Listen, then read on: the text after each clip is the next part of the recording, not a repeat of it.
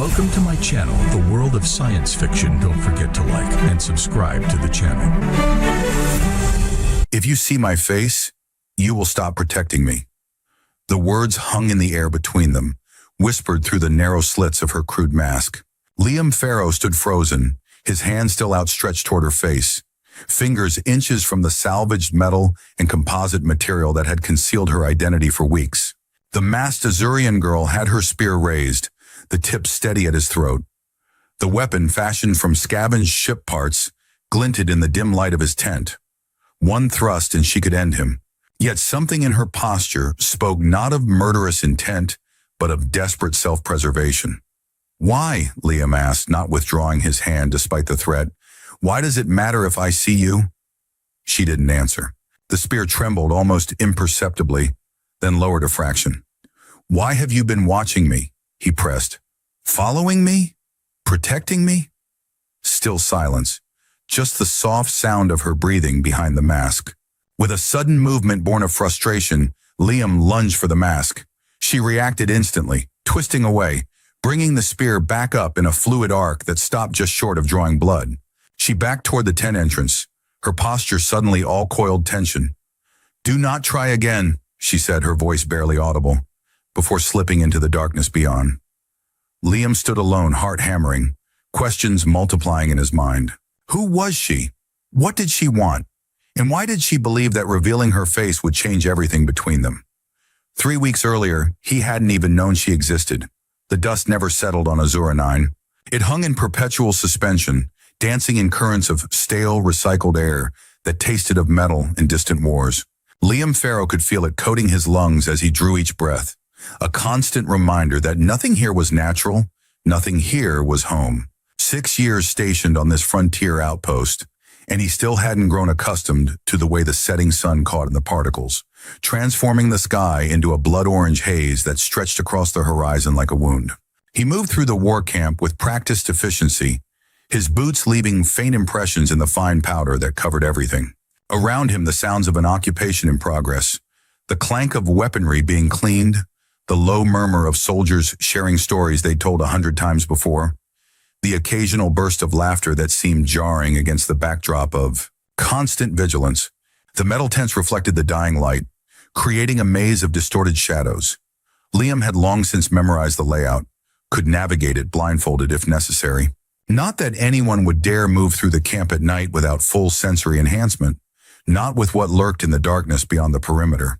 He was heading toward the processing center when he saw them, the latest rescued assets from the wrecked Azurian ship they'd intercepted 3 days prior. Most of the survivors had already been cataloged, their genetic profiles added to the database, their skills assessed for potential usefulness to the war effort. Standard procedure, Liam reminded himself. Better than leaving them to drift in the endless void. Better than death. At least that's what he told himself. Among the blue-skinned figures, most standing, some sitting in dejected postures of surrender, one caught his eye. A girl thinner than the others, kneeling at the edge of the group.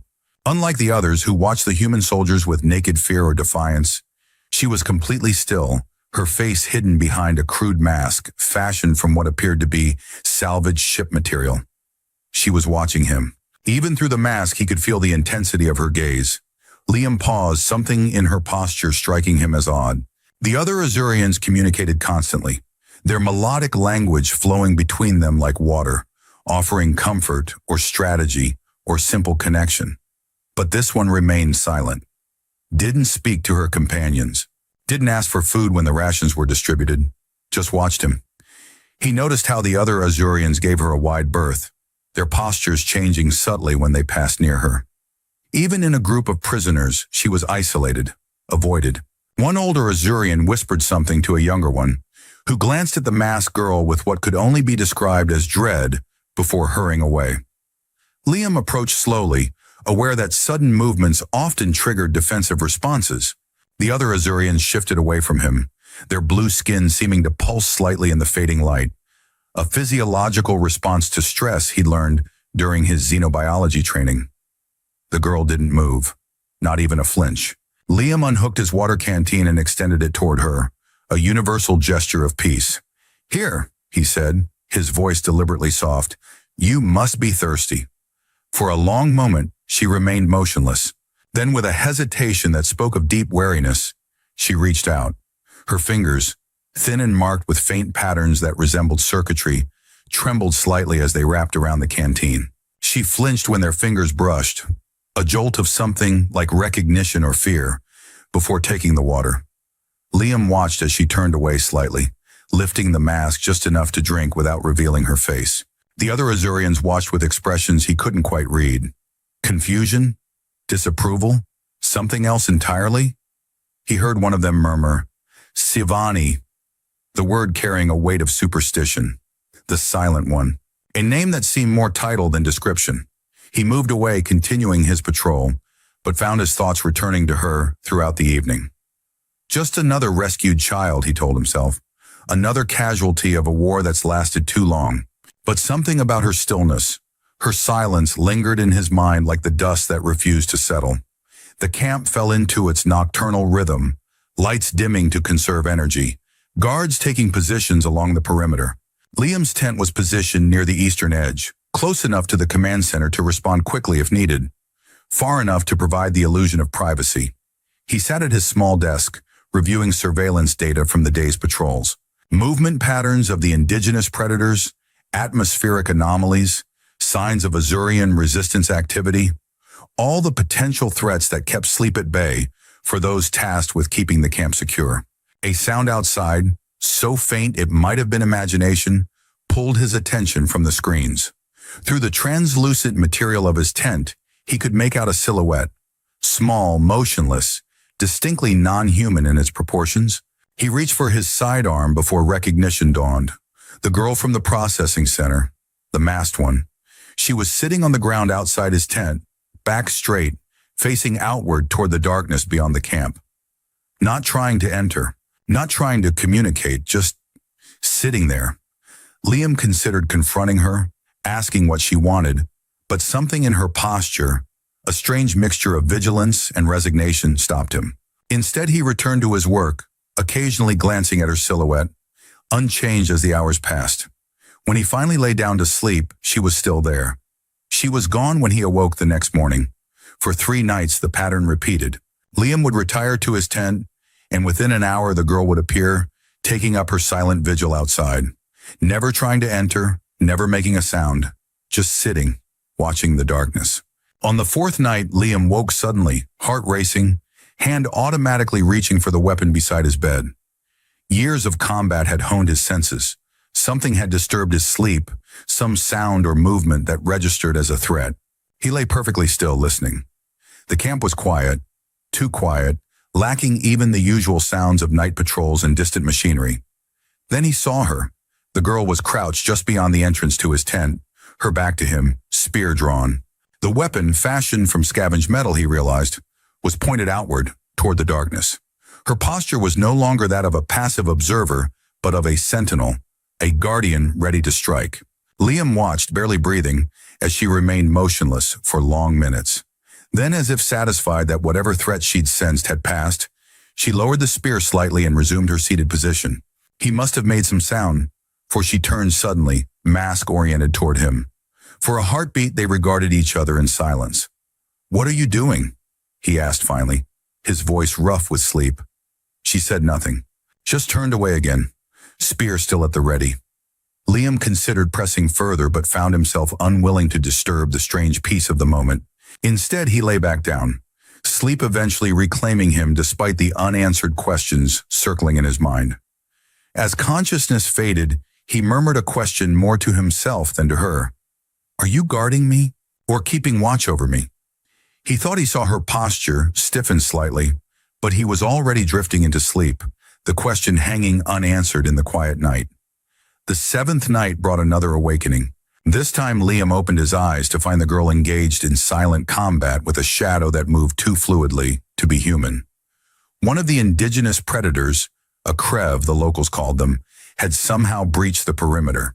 The creature was twice her size, its limbs elongated and jointed in ways that defied terrestrial biology, its skin absorbing light rather than reflecting it. It moved with predatory precision, each motion calculated to incapacitate, to kill. The girl matched it step for step, her spear a blur of motion as she forced the creature back from the entrance of Liam's tent. She made no sound, no battle cry, no grunt of exertion, not even the sharp intake of breath that usually accompanied combat. Liam reached for his weapon, prepared to join the fight. But before he could intervene, the girl executed a maneuver so graceful it bordered on the impossible. The spear found its mark at the junction of the Krev's primary limbs, penetrating deep into whatever passed for its central nervous system. The creature collapsed, its form seeming to fold in on itself as it died. The girl stood over it for a moment, spear still embedded in its body, her chest rising and falling rapidly in the aftermath of exertion. Then with methodical precision, she withdrew her weapon, cleaned it on the creature's hide, and resumed her position outside the tent, as if nothing had happened, as if she hadn't just saved his life. "Why do you do that?" Liam asked, stepping outside, unable to contain his curiosity any longer. "Why protect me?" She turned to look at him, the mask revealing nothing of her expression. Then with a deliberate motion that felt heavy with meaning, she lowered her spear. No words, just that gesture, a lowering of defenses, an acknowledgement of something. Liam waited, hoping for more, but she offered nothing else. "You could have died," he pressed, taking a step closer. "That thing would have killed you." She tilted her head slightly, considering him through the mask's narrow slits. Then in a voice so quiet he nearly missed it, "I am not one of those who get saved twice." The words struck him with unexpected force. There was history there, weight beyond the immediate moment. Before he could respond, she had retrieved her spear and melted into the darkness beyond the perimeter lights. Liam stood alone, the strange phrase echoing in his mind, stirring something deep and uncomfortable. A memory he couldn't quite grasp, like dust caught in the throat, impossible to swallow or expel. After a long moment, he nodded, a silent acceptance of her silent answer, and returned to his tent. 7 years earlier, Elysium 4. The diplomatic complex was burning. Lieutenant Liam Farrow stumbled through corridors choked with smoke and the coppery scent of blood, both human and Azurian. Alarms screamed in discordant harmony with the wounded. Emergency lights pulsed, transforming the once sterile hallways into a nightmarish tunnel of strobing red and deep shadow. "This way," Captain Ellis shouted, her voice barely audible above the chaos. "The escape pods are in the eastern wing." Liam followed, weapon drawn, though what good it would do against whatever had attacked the complex was questionable at best. The diplomatic mission had been a calculated risk. Elysium 4 sat at the border between human and Azurian territories, a neutral ground where peace might have been possible. Now it was a tomb. Ellis fell, a projectile of some kind catching her mid-stride. Liam didn't stop to check if she was alive. Couldn't stop. Survival protocol dictated reaching the escape pods, returning to report what had happened. Someone had to survive to tell Earth Command that the peace talks had failed spectacularly. He reached the pod bay alone, lungs burning, fear a metallic taste on his tongue. Only 3 pods remained, their hatches open, waiting. He stumbled into the nearest one, hands shaking as he activated the launch sequence. The pod's door began to close, the automated system preparing for emergency departure. That's when he heard it, a child's cry. Not human. The pitch was wrong, the modulation distinctively Azurian, but unmistakably young, unmistakably afraid. Liam hesitated, finger hovering over the launch button. Protocol said launch. Protocol said survive. Protocol said human lives took priority. But something deeper, more fundamental than protocol, made him look. She was pinned beneath a collapsed support beam, one small blue hand reaching toward him. Her face was streaked with whatever passed for tears among Azurians, her eyes wide with pain and desperate hope. "Help me," she said in perfect, accentless English. "Please." For one heartbeat, 2, Liam stood frozen, caught between duty and decency, between protocol and the raw, undeniable humanity in those alien eyes. The complex shuddered around them, another explosion somewhere deep in its core. Debris rained from the ceiling. The computer announced launch in 15 seconds. Liam stepped toward the door. The girl's hand stretched further, fingers splayed, reaching. 10 seconds. He could drag her in. Could try. The beam looked heavy. She was bleeding. Might die anyway. 5 seconds. Liam stepped back. pressed the launch button. The last thing he saw as the pod door sealed was her expression. Not anger, not accusation, but simple, terrible understanding. As if she had expected nothing else. The pod launched, breaking free of the dying complex, carrying him into the cold safety of space, leaving her behind. 6 years later, Earth Military Headquarters. The incident on Elysium 4 was regrettable, General Hammond said, reviewing Liam's file with impassive eyes. But your actions were in accordance with protocol. You ensured that Earth received critical intelligence about the Azurian assault. Liam stood at attention, his face a carefully constructed mask of professional detachment. Yes, sir. The loss of the diplomatic team was unfortunate, but unavoidable given the circumstances. Your testimony was instrumental in shaping our current approach to Azurian engagement. Thank you, sir. Hammond closed the file, fixed Liam with a penetrating stare. You've requested a frontier posting. May I ask why? Because I can't sleep without seeing her eyes, because every child I pass on the street becomes her for an instant, reaching, hoping, understanding when I fail her again and again. I believe my skills would be best utilized on the front lines, and sir. The general seemed unconvinced but unwilling to press further. Very well. The outpost on Azura 9 needs experienced officers. You'll ship out at 0600 tomorrow. Thank you, sir. As Liam left headquarters, he methodically packed away the memory of Elysium 4, of the girl he'd left behind. She had certainly died in the complex's collapse. Nothing could have survived that inferno. The decision had been correct. Protocol had been followed. There had been no real choice. He repeated these certainties like a mantra, willing them to be true through sheer repetition. By the time he boarded the transport to Azure 9, he had almost convinced himself. Almost. The days adopted a rhythm. Liam performed his duties, coordinating patrols, analyzing intelligence, interrogating Azurian prisoners who might have information about resistance movements. Standard operations in a standard occupation of a non-standard world. And each night she was there, a silent guardian, a mystery wrapped in salvaged metal and unanswered questions. He began leaving food for her, ration packs placed just outside his tent before he retired for the evening. They were always gone by morning, though he never saw her take them. He began to wonder if she ate them or traded them to other Azurians for whatever passed as currency among the displaced. The other soldiers noticed, of course, noticed his interest in the masked girl, noticed her constant presence near his quarters. Got yourself a pet, Pharaoh? Sergeant Caney asked one morning, her smile sharp as the knife she was using to clean under her fingernails. Or is it more of a guard dog situation? Liam ignored the comment, continuing his inspection of the perimeter defenses. Caney fell into step beside him, her dark eyes narrowed with calculation. You know, there's something not right about that one, she continued, undeterred by his silence. The other blues are scared of her. Won't go near her, flinch when she passes. Your point, Sergeant? Liam asked, his tone deliberately neutral. Caney shrugged, the gesture too casual to be genuine. Just saying. If she's guarding you doesn't mean she respects you. Could be waiting for something. For an opportunity. An opportunity for what exactly?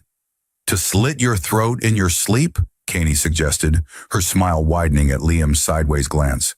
Or worse, these Azurians. They're not like us. Their concept of revenge runs deep. They pass grudges down generations. She spat on the ground, a gesture of contempt that made Liam's jaw tighten. The only good blue is a working blue, she continued, voice hardening.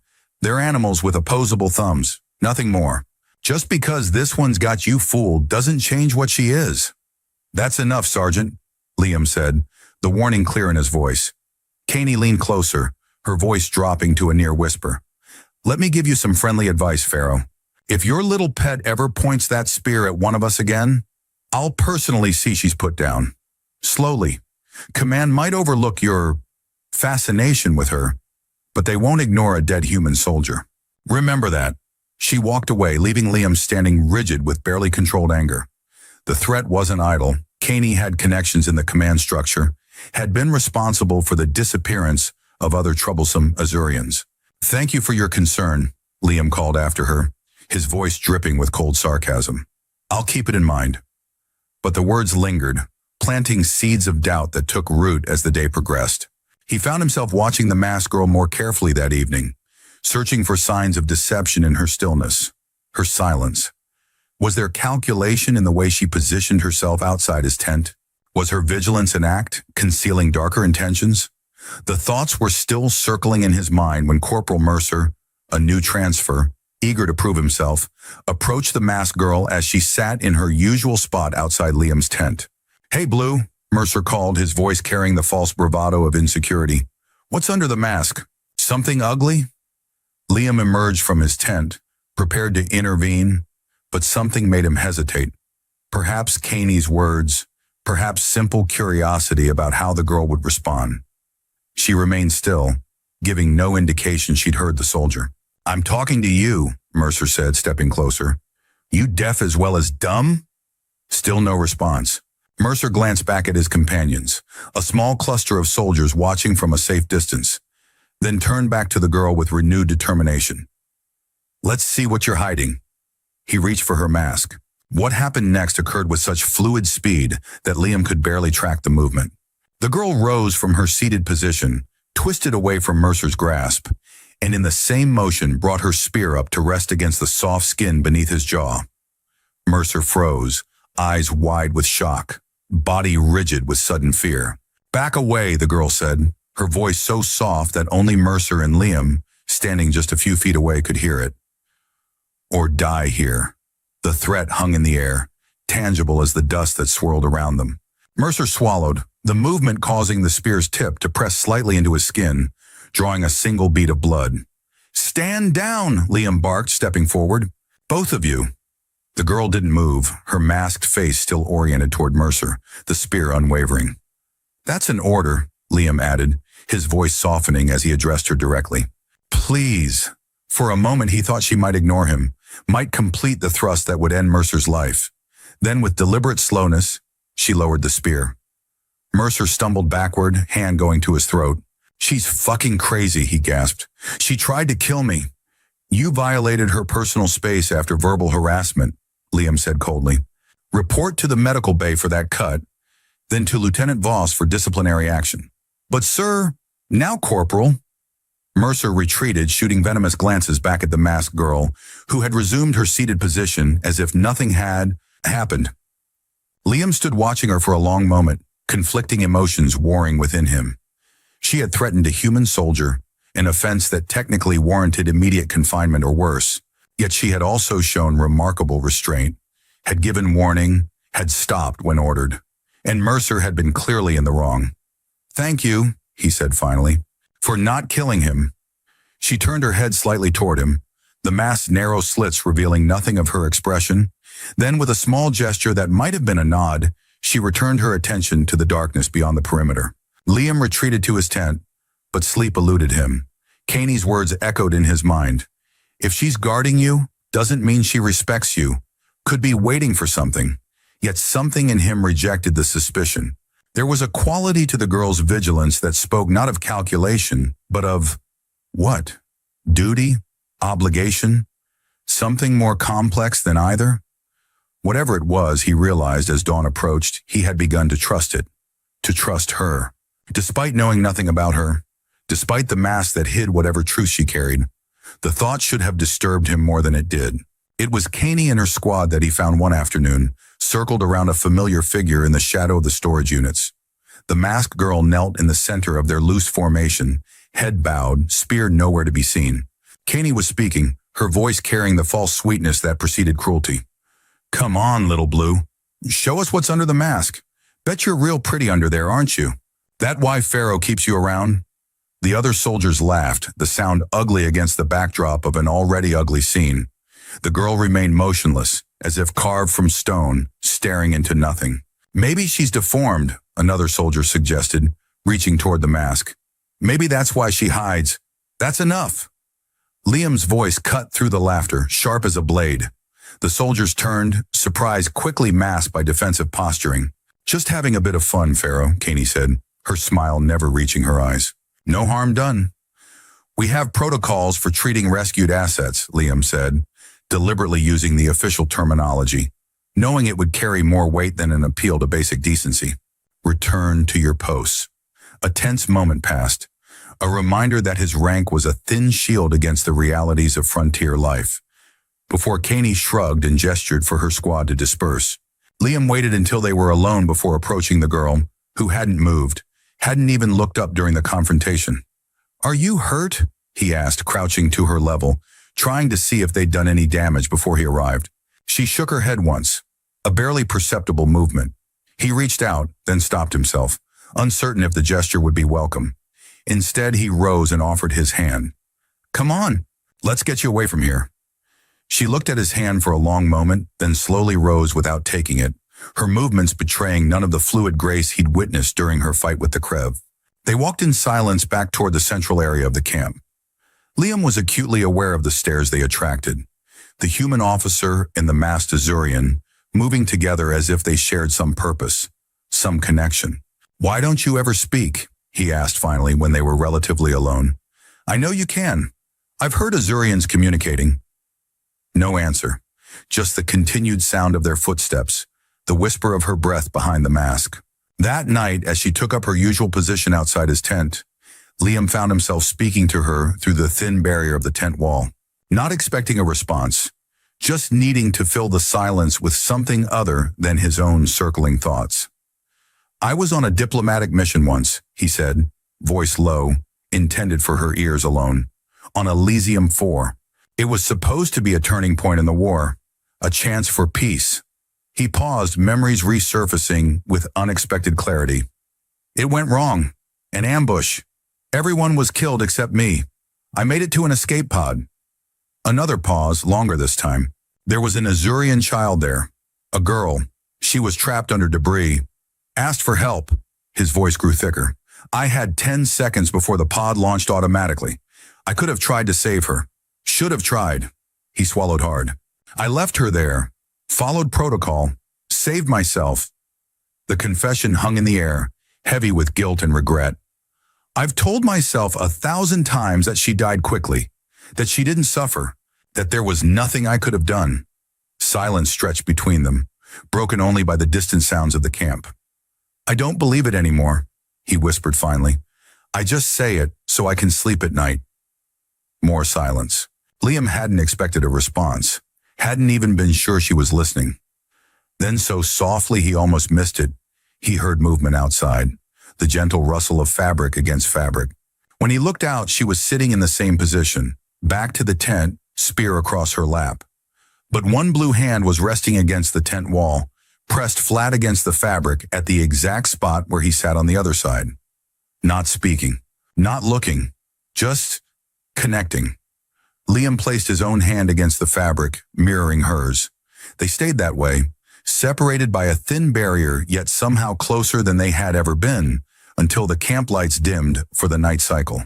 The next evening, as they sat in their usual positions, him inside the tent, her guarding the entrance, Liam pulled out a small hollow projector from his pocket. It activated with a touch, displaying a three-dimensional image of 3 people. A woman with laugh lines around her eyes, a tall man with Liam's jawline, and a younger version of himself, perhaps 16 or 17. "My family," he said, holding the projector so she could see it through the tent's translucent wall. "Before the war." She turned slightly, the narrow slits of her mask oriented toward the image. For a long moment, she studied it in silence. Then with a deliberate motion, she turned away, her posture suddenly rigid. Liam switched off the projector, sensing that he had touched something painful. "I'm sorry," he said, though he wasn't sure what he was apologizing for. She didn't respond, but her back seemed to curve slightly, as if bearing a weight that had suddenly grown heavier. He didn't show her the image again. 3 days later, in the deepest part of the night cycle, Liam woke to find her standing inside his tent, something she had never done before. She was silhouetted against the faint ambient light from outside, spear in hand, completely motionless. "What is it?" he asked, immediately alert, reaching for his weapon. She raised one finger to where her lips would be behind the mask, then beckoned him to follow. Without waiting for his response, she slipped out of the tent. Liam hesitated only briefly before pulling on his boots and jacket. She was waiting just beyond the entrance, her posture radiating urgency. When she saw he was following, she moved toward the perimeter of the camp, staying in the shadows, avoiding the patrol routes with practiced ease. Liam followed, senses heightened, a mixture of curiosity and wariness washing through him. They reached the edge of the camp, where the perimeter fence hummed with current designed to keep the indigenous predators at bay. Without hesitation, she approached a section where the ground dipped slightly, creating a gap beneath the fence just large enough for a slender body to slide under. She looked back at him, clearly expecting him to follow, then slipped under the fence and disappeared into the darkness beyond. Liam stood frozen, doubt suddenly overwhelming. Was this a trap? Had Caney been right? Was the girl leading him to his death? Was her protection, her silent vigil, all an elaborate ruse to gain his trust? He could turn back. Should turn back. Protocol dictated raising the alarm, reporting the Azurian escape, securing the perimeter. Instead, he got down on his stomach and wriggled under the fence, feeling the electric current prickle against his back, close enough to singe the fabric of his jacket, but not enough to harm. Beyond the fence, the landscape of Azura 9 stretched in desolate splendor. Rolling dunes of fine dust, punctuated by jagged rock formations that cast long shadows in the light of the three moons. The air was cold, the silence absolute.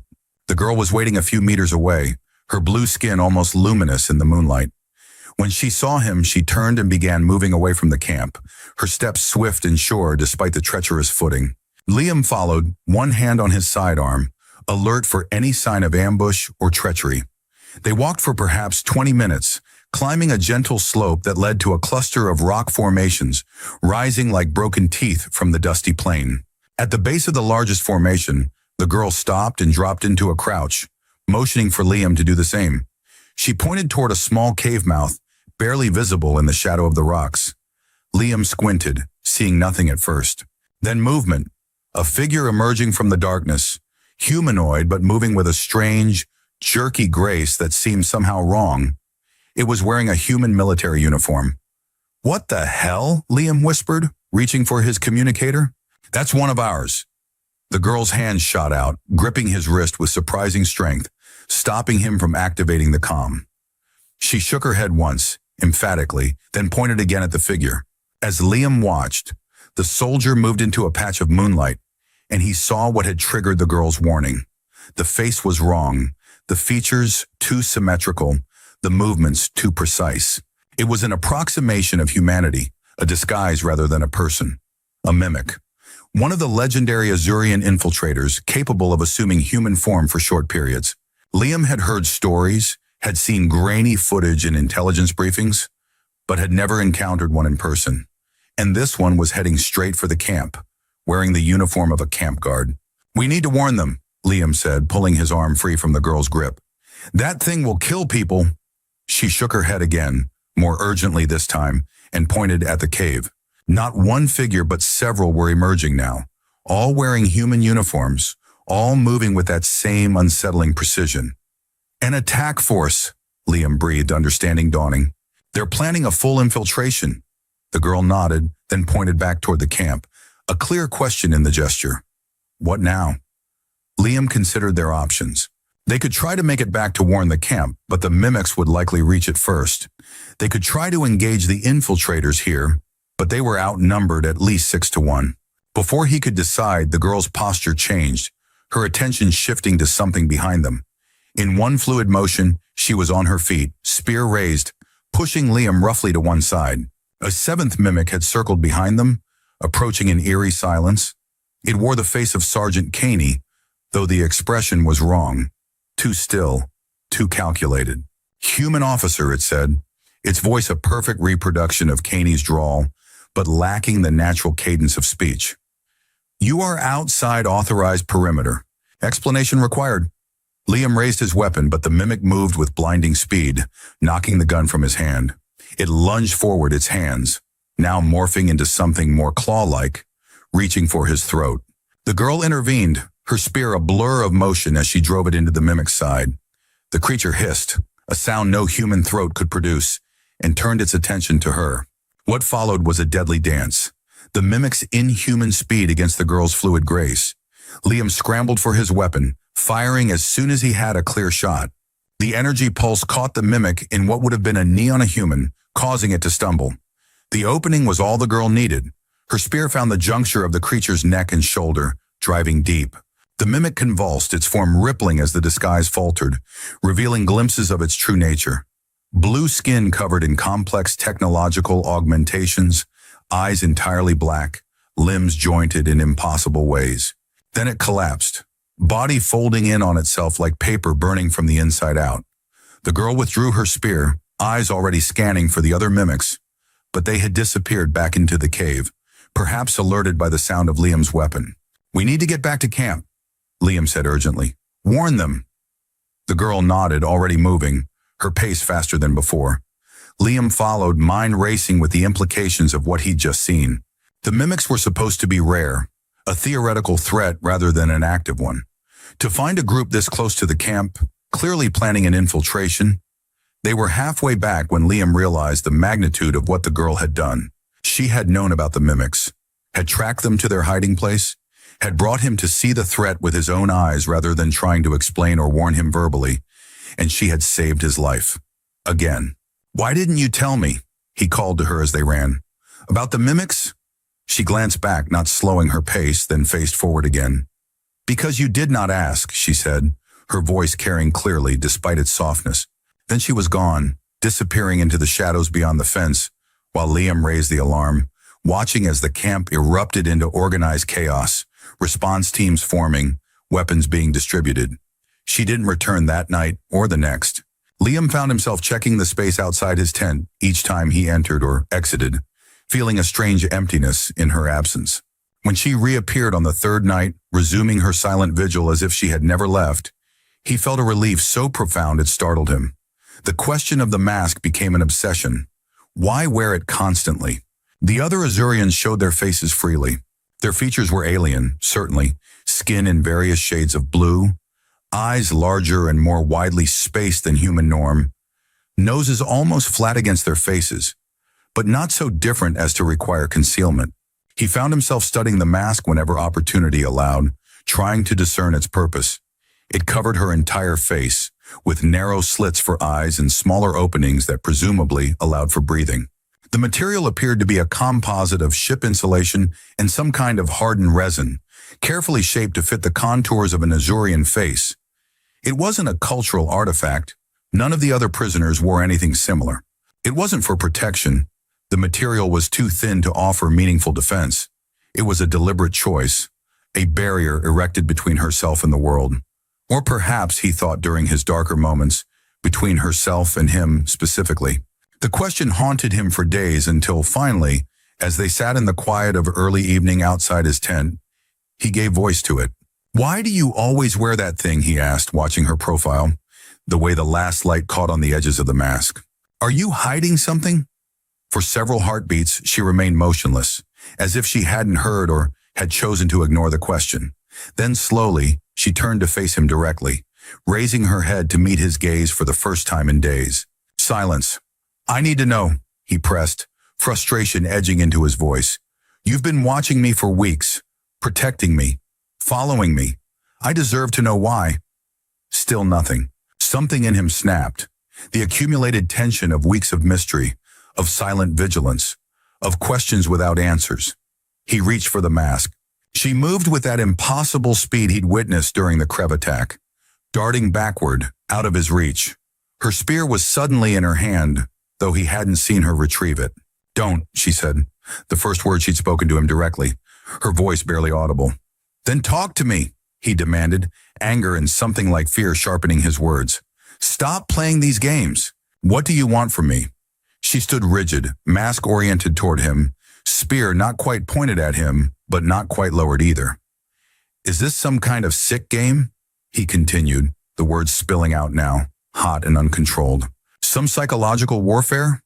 Did the resistance send you to drive me insane with this silent stalking?" Still, she said nothing. Liam stepped closer, reckless now, beyond caring about the spear. "Take it off.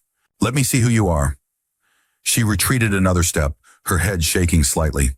When she spoke again, her voice was so soft he had to strain to hear it. "You've already left me to die once," she whispered. "Why would you save me a second time if you knew?" The words struck Liam like a physical blow, freezing him in place. Left her to die? He had never. A memory surfaced, dust and blood and fire. A small blue hand reaching. A child's voice asking for help. A pod door closing as a complex collapsed.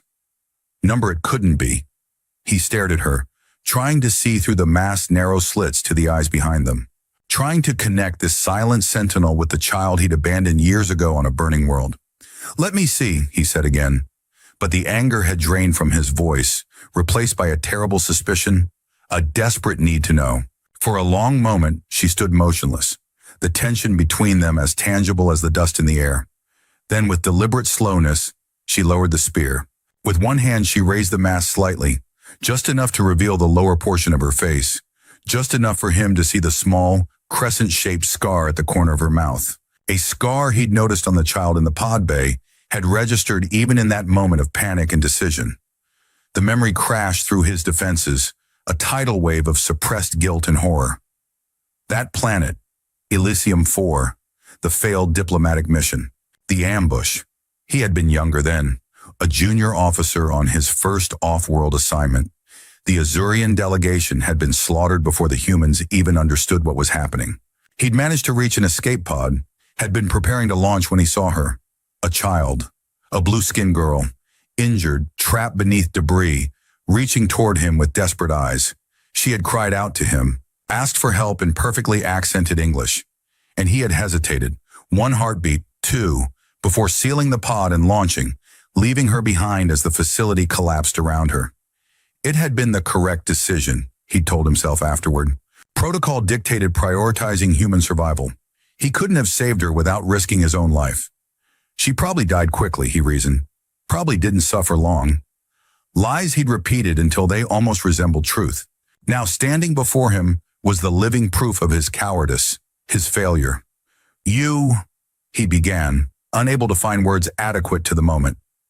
She lowered the mask back into place, concealing her face once more. "I waited," she said, her voice stronger now, each word precise and heavy with memory. "I watched every ship pass. I learned your language, your customs. I studied your face in the diplomatic archives until I could draw it from memory." She paused, her hands tightening around her spear. "And when they pulled me from the wreck of our ship," the final words came as a whisper, a confession that cut deeper than any accusation. "I told them I belonged to you." Liam sat, shaken to his core, the full weight of her words pressing down on him like a physical force. The implications were staggering. She had survived, had grown up alone on a hostile planet, had never stopped watching for a rescue that never came. And now, through some twist of cosmic fate, she had found him. "Why," he managed finally, "why seek me out? Why protect me? After what I did?" "Because you were the last person who saw me as something worth saving," she said, the simple statement containing worlds of loneliness and determination. "Even if only for a moment before you ran." The truth of it struck him like a blow. He had seen her, had recognized her humanity, her worth, and had still abandoned her, had still chosen his own survival over the possibility of hers. "I'm sorry," he said, knowing the inadequacy of the words even as he spoke them. "I thought you died. I convinced myself there was nothing I could have done." "There wasn't," she said, and the absence of accusation in her voice was somehow worse than rage would have been. "The building collapsed seconds after your pod launched. I would have died if not for the ventilation shaft I crawled into. You made the logical choice, but not the right one," Liam said, the truth of it settling in his bones. She tilted her head slightly, considering. "Right and wrong lose meaning when survival is at stake. I learned that during the 7 years I spent alone. 7 years. 7 years of solitude on a hostile planet. 7 years waiting for rescue. 7 years growing from a frightened child into whatever she was now. This silent guardian, this living reminder of his greatest failure. I should have forgotten you," he said, more to himself than to her. "I tried. God knows I tried. But even when I couldn't remember your face, your voice haunted me. 7 years, 2 months, 11 days. I counted even when I pretended I didn't." "What's your name?" he asked suddenly, realizing he had never thought to ask, had never seen her as an individual with a history beyond their current circumstances. She was silent for so long he thought she might not answer. Then softly, "Ilera." My name is Ilera. Ilera, he repeated, the name feeling significant on his tongue. Why tell me this now? Why wear the mask all this time only to reveal yourself? Because tomorrow they're transferring the Azurian prisoners to the central processing facility, she said, her voice matter of fact. I won't see you again after that, and I needed you to know that someone remembered, that your choice had consequences beyond what you could see. The revelation struck Liam with unexpected force. He had known about the transfer, of course, had signed the orders himself, but hadn't connected it to her, to the reality that she would be processed along with the others, categorized, assessed, assigned to whatever fate the bureaucracy deemed appropriate for Azurian war refugees. I can intervene, he said, the words coming before he'd fully formed the thought. I can request that you remain here, under my supervision. There are provisions for individual cases. No, she interrupted, the first time she had ever done so. I go with my people. I've been alone too long already. But they'll separate you, send you to whatever labor camp needs workers, and I will survive, she said, with a certainty that brooked no argument. As I have always survived. Liam fell silent, recognizing the truth in her words, the steel beneath the softness of her voice. Why tell me at all then? He asked finally. Why not just disappear with the others? Let me continue believing you were someone else, someone new. Alara turned away, looking out toward the darkening horizon, her profile sharp against the deepening blue of the sky. Now you know, she said simply, each word falling like a stone. And that's enough. Live with it. The stark finality of her words cut deeper than any accusation or rage might have. She wasn't offering forgiveness or seeking revenge. She was stating a truth they would both carry forward, a shared burden, undiminished by time or distance. Liam stood in silence, unable to process the magnitude of her revelation. After a moment, he took a step toward her. Let me see all of you, he said quietly. Please, I need to... No. The word was sharp, definitive. She backed away from him, spear rising slightly. You've seen enough. I want to remember your face, he insisted, moving closer, despite the warning in her posture. I want to see who you've become. Why? Her voice held an edge of bitterness. So you can feel better about abandoning me? So you can tell yourself that it all worked out in the end? Because I owe you that much, Liam said, still advancing. Because I need to face what I did. She continued backing away until she hit the wall of the tent. Stay back. But Liam was beyond caution now, driven by a desperate need to confront the full reality of his past actions. He lunged forward, hands reaching for the mask. She reacted with that inhuman speed, the spear flashing up. Liam felt a burning line of pain across his cheek as the spear's edge caught him. Not deep enough to seriously wound, but enough to draw blood. Still, he didn't stop. His fingers caught the edge of the mask, pulling. There was a moment of resistance. Then the mask came away in his hands. They both froze. Liam staring into a face he had seen only once before, 7 years ago, in the chaos of a dying diplomatic mission. A face that had haunted his dreams without his conscious knowledge. Older now, marked by hardship and survival, but undeniably the same. Ilara, he whispered, her name a revelation on his lips. She stood rigid, exposed, her eyes larger than human norm, a deep indigo that bordered on black, fixed on his with an intensity that seemed to peer into his soul.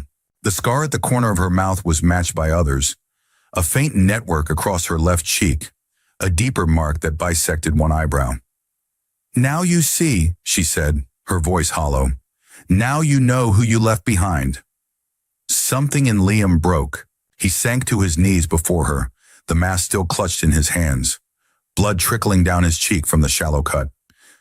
I see you, he said, the words thick with emotion. I know you, and I won't leave you again. I swear it. For a long moment, Alara stood looking down at him, her expression unreadable, her spear still held loosely in one hand. Show me, she said finally, not with words. Anyone can make promises. Tell me how, Liam said, still kneeling. Tell me what you need. She reached down, took the mask from his unresisting hands. Remember me, she said simply, fitting the mask back over her face. That's all anyone ever needs. With that, she turned and walked away, her steps measured, her back straight with a dignity that humbled him further. They sat in silence as darkness fell completely, the camp lights flickering on around them, casting long shadows across the dusty ground. For the first time since she had begun her vigil, Liam felt that they were truly seeing each other, not as captor and captive, not as rescuer and rescued, but as two beings shaped by a single moment of choice and consequence. "Tomorrow when they come for you," Liam said finally, "I'll make sure they treat you well. I'll put a note in your file." "No," Alara said, rising to her feet in a single fluid motion. "I want no special treatment. No acknowledgement of connection. It would only make things more difficult for both of us." She stood before him, spear in hand, mask in place, a silhouette against the artificial lights of the camp. "Tonight was a gift," she said, her voice soft but clear. "The gift of truth. Do with it what you will." With that, she turned and walked away, her steps sure and steady, her back straight. Liam watched her go, fighting the urge to call her back, to apologize again, to make promises he wasn't sure he could keep. Instead, he remained seated outside his tent, alone with the weight of memory, with the knowledge that some debts can never be repaid, some wounds never fully healed. The dust of Azura 9 swirled around him, settling on his skin, his clothes, his soul. In the distance, he thought he could see her outline, still watching, still guarding, but it might have been a trick of the light, a mirage born of guilt and longing. Either way, he kept vigil until morning, when the transport ships arrived to take the Azurian prisoners away. He watched as they were loaded, blue figures moving in orderly lines under the watchful eyes of armed guards. He searched for her among them, for that particular posture, that specific mask, but couldn't distinguish one from another in the pre-dawn light. A desperate, irrational impulse seized him. He moved toward the loading area, weaving between soldiers and equipment, eyes scanning the lines of prisoners. She had to be there. He had to see her one last time. As he approached the boarding ramp of the nearest transport, a commanding voice cut through the noise. "Officer Farrow, state your business." He turned to find Captain Reeves watching him with suspicious eyes. "Just observing the transfer, sir," Liam said, straightening to attention. "From the command center, as ordered," Reeves said pointedly. "Not from the loading zone." "Yes, sir, of course." As Liam turned to leave, a voice spoke softly behind him. "You remember now." He spun around to find Alara standing just a few feet away, her mask gone. Instead, her face was covered in intricate markings, patterns painted in what looked like crushed minerals, transforming her features into something ritualistic, unrecognizable except to someone who knew exactly what to look for. "But I am not yours," she continued, her voice barely above a whisper. "And you are not mine." Before he could respond, she was moving past him, joining the line of prisoners boarding the transport. Just another Azurian refugee, anonymous in her ceremonial markings. A guard shoved her roughly up the ramp. Liam bit back the instinct to intervene, to identify himself as her protector. She had asked him not to, had made it clear that whatever connection they shared, it didn't translate to ownership or obligation. As she disappeared into the transport's dark interior, something fell from her hand, a small object that caught the light as it tumbled to the ground. No one else noticed. Liam waited until the loading was complete, until the guards had moved away before approaching the spot. There, half buried in the dust, lay a fragment of her mask, a curved piece that matched the shape of an Azurian cheek. He picked it up, turned it over in his hands. A reminder, a piece of shared history, tangible in a way that memories were not. As the ships lifted off, disappearing into the hazy sky, Liam stood alone, the weight of memory a tangible presence beside him, the fragment of mask heavy in his hand. In the quiet aftermath of revelation, he found himself repeating her final words, a mantra against forgetting, against the easy comfort of selective memory. "I waited. I watched. I told them I belonged to you." Words that would haunt him, guide him, transform him in ways he could not yet imagine. Words that, like the dust of Azura 9, would never fully settle.